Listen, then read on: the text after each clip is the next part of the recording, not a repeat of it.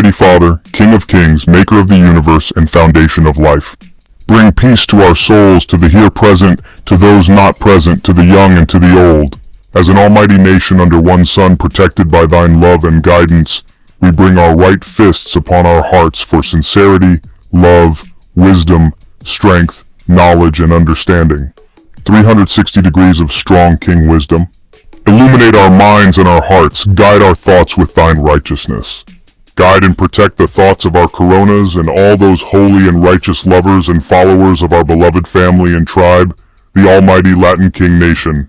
Let the manifestation of our departed brothers be the path to thee, and let it be as it was in the beginning. Strong King wisdom on both continents. Peace in black and gold. King love yesterday, today, tomorrow, always and forever.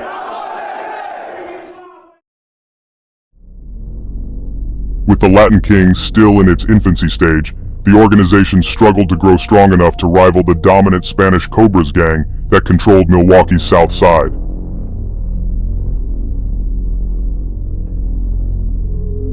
As the only known gangs in the city, the battle for supremacy started immediately. Some years were filled with wars, some were not. However, it's clear that the Latin Kings and Spanish Cobras were never allies, they never worked together, and there was never a peace treaty in place between them. So even though there has always been a deep-rooted sentiment passed down from generation to generation that the Latin Kings were established as a peaceful movement for the Latino people, as we review its history, it is evident that violence was present in the very beginning and would be the key behind its growth and population throughout time. Starting with the earliest members, the precedent would be set and the identity of them would be rooted in violence.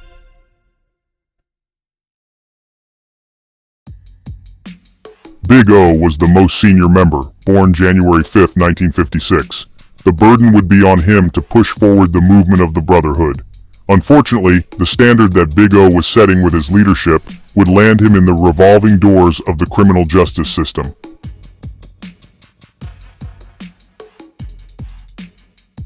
October 26, 1978. Big O would be found guilty of violating Wisconsin State Statute 940.01, first-degree intentional homicide, and 940.23, first-degree reckless injury.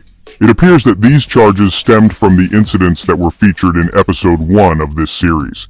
However, the court records do show that these cases were converted and may have been dropped to a lesser charge than first-degree intentional homicide, or possibly overturned altogether.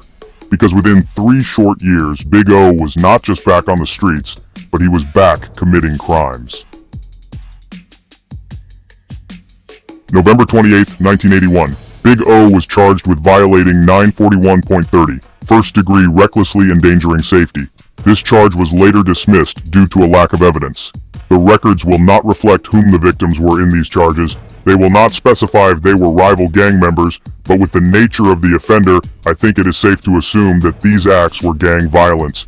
During a time where the Latin Kings were approximately outnumbered 10 to 1, they were scratching and clawing to establish themselves. Unfortunately, Big O would eventually flirt with criminal conduct enough to land him back in custody. October 10, 1984.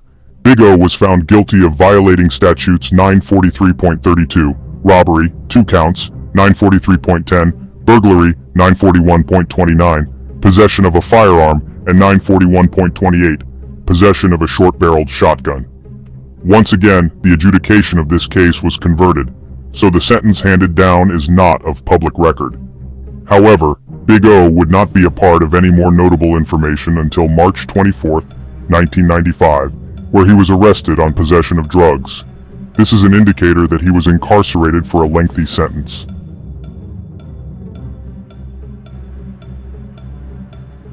Big O is an iconic Latin king. He ushered in a new direction for the nation and became a legend because of it. Throughout generations, there had even become folklore tales about his very presence and contribution to the Brotherhood. One story was that he was shot in the head, but because his head was so thick, the bullet didn't penetrate. Big O secured his place as the true member behind the movement of the Latin Kings in Milwaukee. However, history would soon show that his biggest contribution came with regards to the members that he selected to help move the gang forward.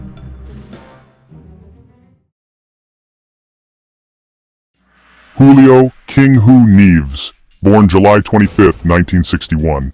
On paper, King Hu's membership within the Latin Kings seemed short-lived.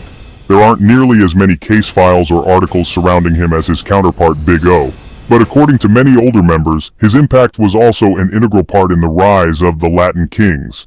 History shows that Big Hu was not just a violent member, but also a smart member.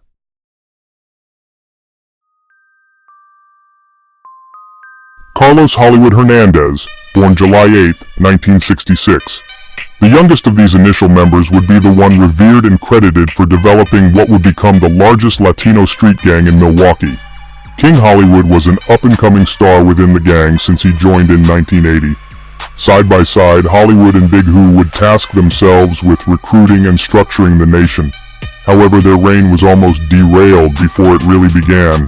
Law enforcement had begun to investigate them. March 23, 1984, Hollywood was detained for first-degree reckless endangerment.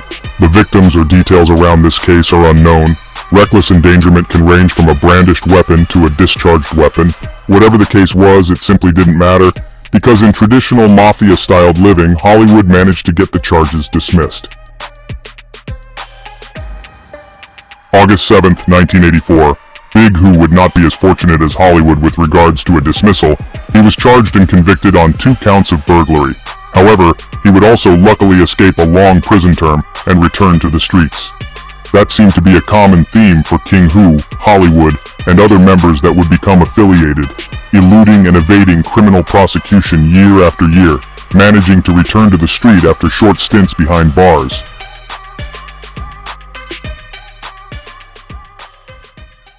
The early 80s were encapsulated by fistfights at schools and street fights with bats, but eventually, the gangs were introducing more gun violence, leading to deaths and bloody revenge.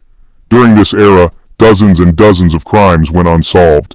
The South Side had begun to erupt in a turf war, with the battleground being centered around 12th and Mineral. What was once known as a Spanish Cobra stronghold had started to become infiltrated by the Latin Kings.